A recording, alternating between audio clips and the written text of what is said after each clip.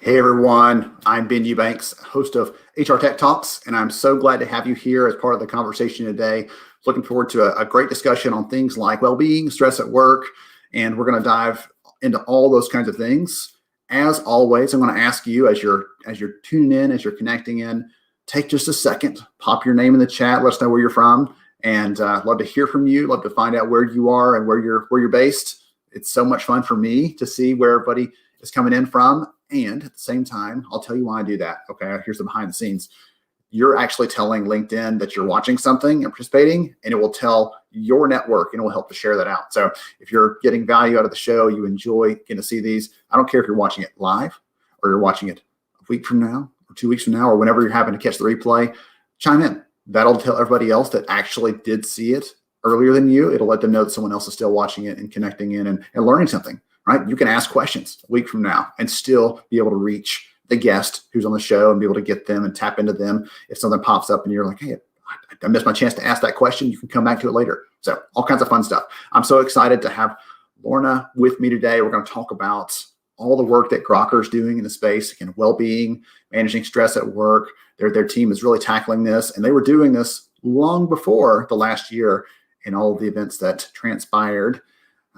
Have happened. And so they have some really valuable perspectives and data based on what's happening before that and what's happening in the middle of last year and what's happening today. So I'm excited to dive into all those things. So without all that any more build up, let's go ahead and bring Lorna on for the conversation. Welcome. Good to have you. Good to be here, Ben. Awesome. So why don't you take a minute, tell everybody who you are and what you do before we dive into some of the other meaty stuff. I'm Lorna Borenstein. I'm the founder and CEO of Grokker. And after a long career in tech, I worked very early on at eBay. In fact, my mom was devastated when I went to work. She's, what, you're going to work for a garage sale? No one had ever heard of it. She was like, this is a terrible idea. You're giving up a great career. I was working at HP. I'd been an attorney before that. So I worked at eBay and at Yahoo, at a bunch of these exciting companies. And ended up starting a company called Grokker, which serves large enterprises to help their people, move more, sleep better, lower their stress, find more nutrition, more balance in their lives so they can be happier, healthier, more productive, and just be a better you is what we say. So I started the company about 9 years ago now, and it is the most fun I've ever had, the most work and the most fun that I've ever had. And I'm also mom of 3 kids with my husband, and I live in Northern California, and this is my passion, running this business. Awesome. Wonderful. So glad. And I'm excited to talk about some of those different things you kind of alluded to right there at the beginning. Things like being able to manage your stress, manage the things that are going on around us, the different tools we have at our disposal. And I like getting really practical. So you mentioned things like being able to sleep better, all that other stuff. So I'm looking forward to getting into those kind of things in the conversation because I love giving and helping bring out some practical takeaways for the audience. One of the things that, as I was thinking about this, preparing for this, one of the things that I was curious about is I had recently seen some research that the team had done at Grokker on stress, what's happening in that space, what's going on. And so I'd love for you to talk about that a little bit because that's it's almost like it's another epidemic or another pandemic right going on where all of us are facing this, and it's different types, different things kind of all coming together at the same time. And so I'd like you to just tap on that just for a little bit. So every year we have a research arm of Grokker called Grokker Innovation Labs. And every year we put out the annual State of Stress report. So we put out the 2021 State of Stress report. And because we have very large clients, right? CVS Health, Delta Airlines, GE, really large clients that are global. So the sample set that we have is representative of employers across the U.S. and across the world. So I'll talk about the U.S. Survey for the purpose of your audience. So what this report did is looked at what are employee attitudes and what are they reporting about their own stress. And what we found is that 75% of employees across the United States report feeling stressed. And what's really interesting is that the younger you are, the more stressed you are. And so while 3/4 of the population were reporting stress, 84% of younger workers reported feeling stressed.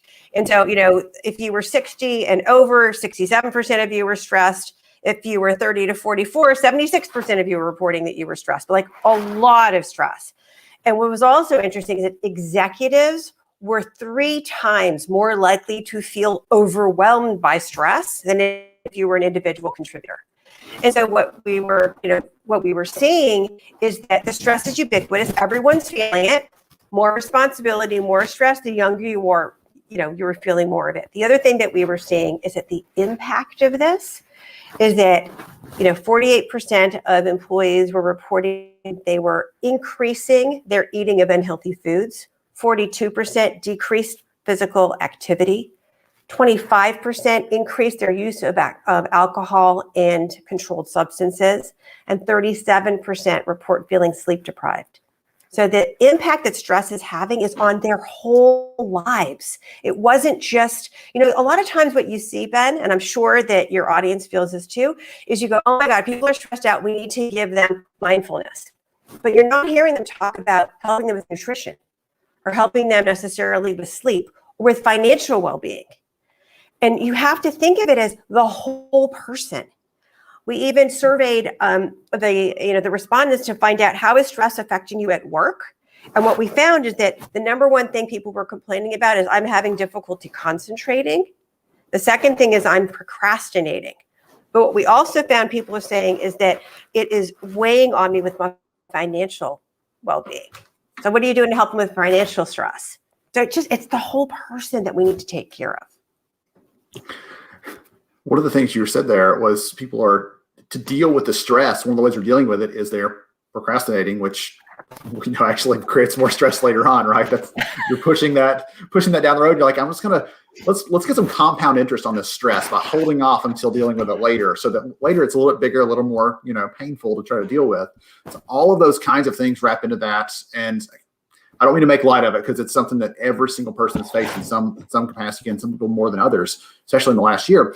So talk about what you and the team do, how you actually support people through those things, because some of those types of things you talked about there, right? Being able to eat well, being able to deal with your rest and get the amount of sleep that you need, those kinds of things. Some of those are, I feel like they're secret weapons for me, because that's one of the disciplines that I've tried to instill in my own life. Not always perfect, human, right?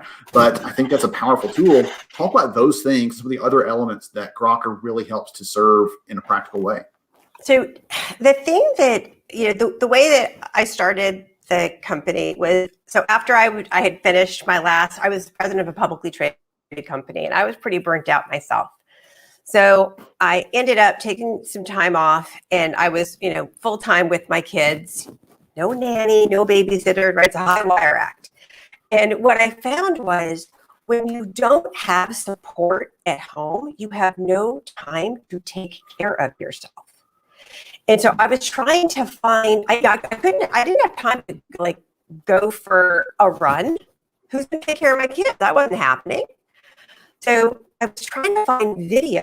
That was the only thing that would help me. So could I have video and sneak some time in my family room to watch a video so that I could work out or practice a little bit of yoga or sneak in a little bit of mindfulness. And so what I realized was that if I could have video on demand when I wanted it, how I wanted it, either on the TV in my family room or on my phone, that was going to help me. And so the whole concept of Grokker is on demand, phone, tablet, connected TV, wherever you are, whenever you need it.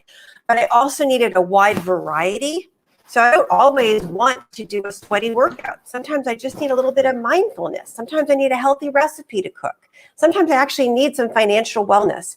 And so what we do is provide a very wide variety of topics with over 130 global experts. It's all on demand, all different lengths, all different, beginner, intermediate, advanced. So it's really got something for everybody, depending on what you want when you need it in programmatic, fashion. And there are people that you'll see yourself, and the diversity of the content is key.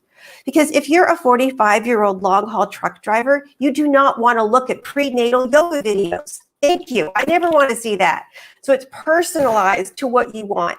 So when you come on, we ask you a couple of questions about your and dynamically choose the programming that's right for you.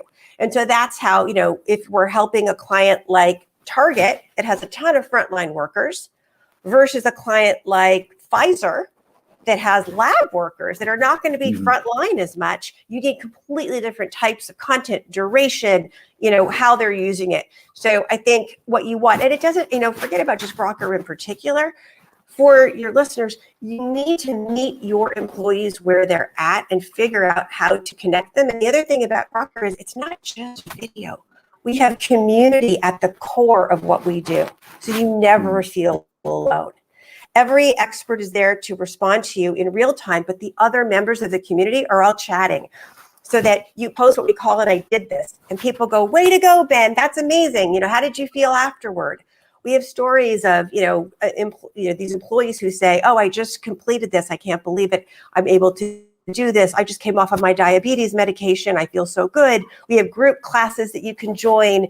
There's lots of different modalities. So you want it to be flexible, welcoming, easy, unintimidating, and have different, we've got challenges, incentives, and rewards, just a lot of easy ways, little bits of content to get you involved at the beginning with the right way to keep you engaged all the way through.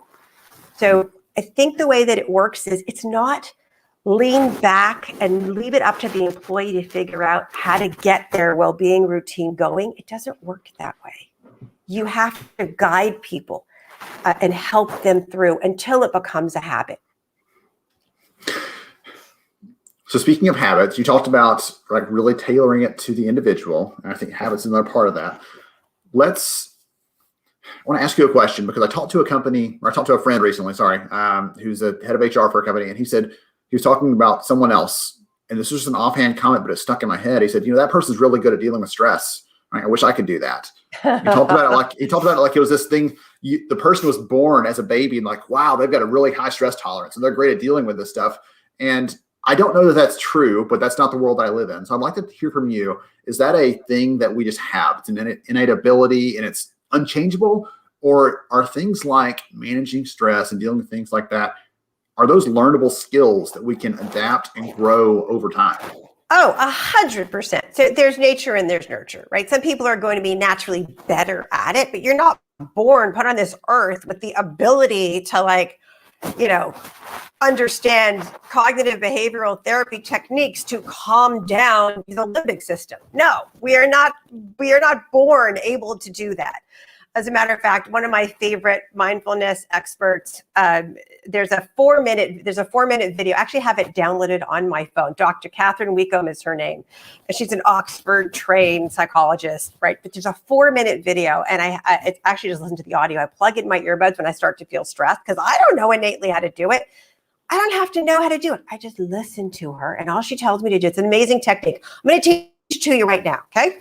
She basically says, you sit down, all you have to do is look around the room and find 5 things, notice 5 things that you can see in the room. And so you go a lamp, a chair, a curtain, you literally name 5 things. Then you identify 4 things you can hear in the room, 4 sounds, bird song, the leaf blower, the sound of my own voice, the reverberation. 3 things you can smell, my teacup, my hand lotion, room scent, whatever. 2 things you can feel, the armchair underneath my elbow and the seat underneath my legs. And then you name 1 good thing about yourself. And and you do it slower than I just did it. And by following her voice and just doing those things, there's something that it does to your brain that it shifts you into a different part of your brain, and it literally forces calm through your body, and it lowers the nervous response. There are a bunch of these techniques, and that's just one form of self-soothing. So if by having these little techniques, and you could learn how to do them over time. There's a different type, which is a progressive relaxation technique, which another expert who I love, Andrew Johnson, he has a whole series, an 11-minute video that I try to do. I just listen to it before I get out of bed in the morning. And if you do it over time, the benefits of it compound. And so actually, if I do it 3 mornings a week, after a month of doing it 3 mornings a week, I am so much more resilient. It's remarkable, because your brain, it's a muscle. And so it's just like, you can't expect to be in shape by lifting weights in, one day. You have to do it over the course of time. It's the same thing with learning to manage stress. It's just a muscle, and you learn how to do it, and then it just becomes more fit, and you become more resilient and more able. And then actually to get back into shape, it doesn't take as long. You have that muscle memory. Oh, this is how I learned to self-soothe. And so while we're not born able to do this, if you've had to go through stressful times and you learn these techniques and you practice them, and it can be with something like Grokker that hopefully your employer, you demand that they give you something like this, or you do it on your own through we actually have a consumer product as well. Whatever it is, my encouragement to you is just take care of yourself. Do something good for yourself. You deserve it. It is as important as anything else. Then you'll be able to take care of all the other people in your life. One of the things we talked about, the state of stress survey. Actually, I recently launched a book. I wrote a book called The Business Case for Caring. It's actually called It's Personal, The Business Case for Caring. And the reason why I wrote it is that so many chief people officers, chief human resource officers were saying to me, we know we have to take care of our employees, and it's really critical to help them manage their stress, especially more than ever. But how do I convince my company that it is as important to do this as anything else? And so I wrote the book to arm these executives to make the case within their companies.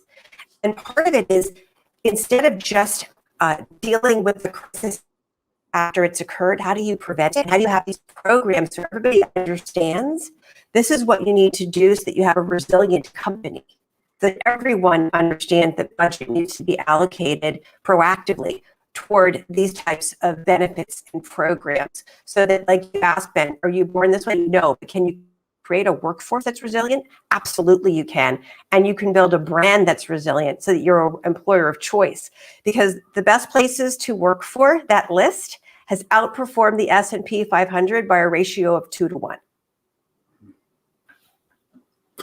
Excellent. Wonderful. Okay. I've got 1 or 2 more comments. We're probably gonna wrap it up a little bit early today. Just got some audio issues, and we'll make sure that we get this, some of your key things in there so people can find you towards the end of this. One thing I was thinking of, you're saying that I started following this psychologist. He's super sharp, just got some great insights. And one of the things that he says that has stuck with me is, if we treated other people like we treat ourselves, right? Never giving them a break, never allowing them a moment's rest, never giving them the benefit of the doubt, right? And all the negative self-talk, all the other things. If we treat someone else the way we treat ourselves, they would slap us in the face. And he said, you've got to remember that every time you want to talk down to yourself, or you want to skip that thing because you just don't have time for that moment of self-care or that moment to soothe, as you're saying, when you skip those things, you're telling yourself you don't matter. And just like you were saying a minute ago, this is like building a muscle. You're building the wrong muscle there. You're building the wrong kind of habits. You're telling yourself that you don't matter. So I love you sharing some of those things. If someone wants to learn more about Grokker, the work you and the team are doing, how you're serving people, what's the best way for them to connect with you?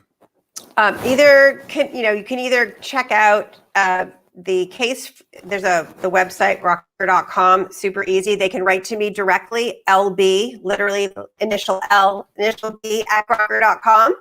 Or you can check out the website, which is caseforcaring.com, which has the book and all the resources around it. So any of those will work. Awesome. Wonderful. Thank you, Lorna, for joining me. I appreciate you for sharing some insight there, for getting some encouragement on the piece of stress. Just good insights there. And it's clear that you know your stuff. Thank you for hanging out with me. Pleasure. All right. Hey, everybody. Sorry about the audio issues. Sometimes those things pop up, as we know. It's the virtual world we're in, but great insights there from Lorna. As you heard from her, you can check out Case for Care if you want to learn out more about the book and some of the research there. If you want to check out the work that Grokker's do, you can find it at their website, grokker.com. And you can also click on Lorna's name in the notes there on the LinkedIn post if you want to connect with her directly on the website. Hope you enjoyed hearing some of those things. Hope you enjoyed some of the insights, the encouragement there. I really appreciate her for taking this thing that feels so fluffy and amorphous. It's hard to wrap your arms around. Something like self-care, something like resilience and stress management, all those kind of things. It's just, everyone says it, but it feels like this thing that you can't wrap your arms around. And I love that she breaks it down to some specific practices, some habits, right, some of those kinds of things that really make it practical and actionable for me, for you, for everyone else that's going to watch this at some point in the future. So thank you for hanging out. I appreciate you. Join us again next week. We'll have another episode of HR Tech Talks. We'll be talking to another innovative company in our space that's really serving people well. And I appreciate you, as always, for joining me. All of you that jumped in, that commented this morning, George, Allison, Francis, Laura, Nina, thank you so much for hanging out. Appreciate all of you, and I hope you have a wonderful rest of your day.